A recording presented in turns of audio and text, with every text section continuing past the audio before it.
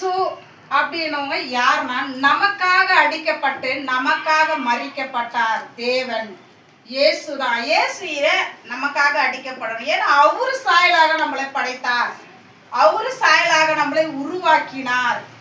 ஆனா சத்ருவானம் விடுறதில்ல. நம்ம பிள்ளைங்களை, கர்த்தரோட பிள்ளைங்களை அழிக்கவே வேணும். கர்த்தர் என்ன பண்ற, நம்மளை காப்பாற்றுவதற்காக மனித உறவுமா பிறந்து ஜனங்க கிட்ட அவர் வட்டா துட்டியா எதுவும் பேசல, அன்பினால் பேசினார்.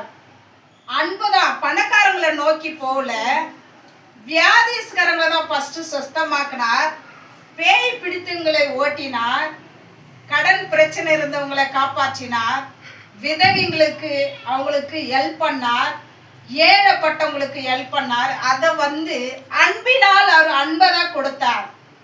அதுல கொஞ்சம் பேர் ஜனங்க இருக்கிறாங்க தெரியுமா, பரிசேயர் சதிசேயர், இவங்க எல்லாம் பிளான் பண்ணி எல்லா ஜனங்களும் இவன் பின்னாடியே போயிடுவாங்க, இவன் கடவுளா அப்படின்னு ஜனங்களுக்கு மத்தியில கேலியா பேசி கர்த்தரை சிலுவையில அறைந்து கொன்று போட்டார்கள்.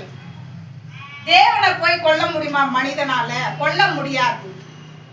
ஆனாலும் அவரு பிதாவை நம்பி நோக்கி இருக்கிறார். லாஸ்ட்ல சொல்றாரு, ஒரு உயிர் போற நிலைமையில, பிதாவே ஏன் என்னை கைவிட்டீர் என்று கேட்கிறார். ஏன் அந்த ஒரு நொடி பொழுது அவர் பார்க்க முடியல. தன் பிள்ளை பலியாகிறத யாராலுமே பார்க்க முடியாதுங்க. அவ்வளோ அடி அடிக்கிறாங்க. ஆணி ஒரு கொக்கி மாதிரி இருக்குது, அப்படியே அந்த சாடியில் அப்படி அடிச்சு டிஸ்க சதை பிச்சுக்குன்னு வருது. முள் கிரீட ஒரு ஊசி மாதிரி இருக்கும், அது முள்ளு இங்க மூளை தொலைக்குமா. முள் கிரீடத்தை அப்படியே அமுத்துறானுங்க. அடிச்சு நாய் அடிக்கிற மாதிரி அடிக்கிறாங்க, துப்புறாங்க, மூஞ்சில அடிக்கிறாங்க. ஆனா ஒரு வார்த்தை கூட சொல்ல. ஏன் தெரியுங்களா?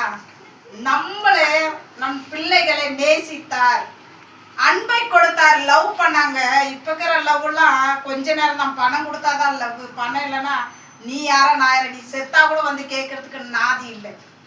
ஆனா தேவன் அவரை சாவடிக்க வடிச்சு அடி போட்டு கூட நம்ம பிள்ளைகள் மீது அன்பை வாரி வாரி கொடுத்தார். அவரு போல தேவனை தான் நம்ம லவ் பண்ண வேண்டும்.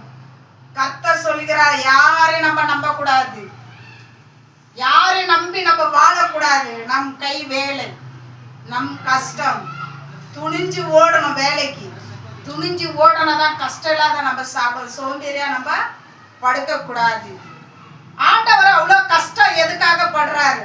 நம்ம பிள்ளைங்கள் நரகத்துக்கு போக கூடாது, நரகத்துல போக கூடாது, பரலோகத்துக்கு வரணும். ஏன் பிள்ளைங்க அவர் சாயலா படைத்து விடுவாரா?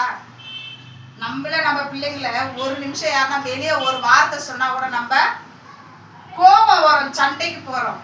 ஆனா தேவனோட நம்ம பிள்ளைகளை விடுவாரா? சாத்தான் கிட்ட விட மாட்டார். அடிக்கப்பட்டு அந்த வேதனைய, ஆனா மறுத்தாரு. இவங்க நினைச்சிட்டாங்க செத்துட்டாரு இவர், அவ்வளவுதான் எடுத்துன்னு போயிட்டு என்ன பண்றாங்க, கல்லறையில போட்டுறாங்க, பொச்சிடுறாங்க. பொச்சிட்டு சந்தோஷமா பெரிய கல்லு வெயிட்டா இருக்கு, யாராலையும் தூக்க முடியாத இடத்துல அதை சாத்தி விடுறானுங்க போட்டுட்டு. ஆனா 3ஆம் நாள் வார்த்தை சொன்னார், நான் மரித்தாலும் 3ஆம் நாள் உயிரோடு வருவேன் என்று அவர் வார்த்தை கொடுத்தது போல 3ஆம் நாள் உயிரோடு வெளியே வந்தார். அல்லேலூயா. அவரு டிராமா காட்டுறவர் இல்லைங்க, உயிரோட குழந்தையா பிறந்து 33 வருஷம் நம்ம கூடவே, மனிதர் கூடவே வாழ்ந்து, அவர் வாழ்ந்தது அர்த்தம் என்ன தெரியுங்களா? ஏனோ தானா வாழல, பிரசங்கம் பண்ணுகிறார். உலகத்துல இப்படிதான் வாழணும், யார் கடவுள் என்று நிரூபித்து காமிச்சார். அவரு இப்படிதான் வாழணும்ட்டு. சும்மாவே இல்லைங்க, போற இடமெல்லாம் ஜனங்க, போற இடமெல்லாம் வசனம். அவர் வார்த்தை அந்த வசனம் தான் பேசுவார். யாருக்கிட்டையும் அதிகாரமா சண்டெல்லாம் எதுவும் போடுறது இல்லை. அதுக்கே ஜனங்களுக்கு வைத்தேச்சலி. அவர் சாகடிச்ச அன்னைக்கு குட் ஃப்ரைடே. ஆனா நான் எப்ப ரசிக்கப்பட்டேன்னா, அந்த சிலை படுக்க போட்டு வச்சிருந்தாங்க ஏசப்பாது. அப்ப நான் ஒரு இடத்துல நான் போய் பாக்குறேன். நான் பார்த்துட்டு இருக்கும்போது எனக்கு அப்படியே கண்ணீர் வந்துச்சு. அப்பெல்லாம் ஊருங்களில் ஒரு பிக்சர் மாதிரி போட்டு ரோட்ல ஒரு துணி மாதிரி கட்டிட்டு காமிக்குவாங்க. அப்போ எனக்கு 12 வயசு இருக்கும், 12-13 வயசுல அப்பவே வந்து நான் அந்த அந்த சிலுவையில அறையும் போதே நான் அழுதேன். ஆனா என்னை ஊழியத்துக்கு அழைத்து இருக்கிறார் அப்பவே எனக்கு தெரியாது. விக்கிர ஆராதனை தானே, ஆனா அந்த சிலையை கூட நான் கும்பிட மாட்டேன். அப்ப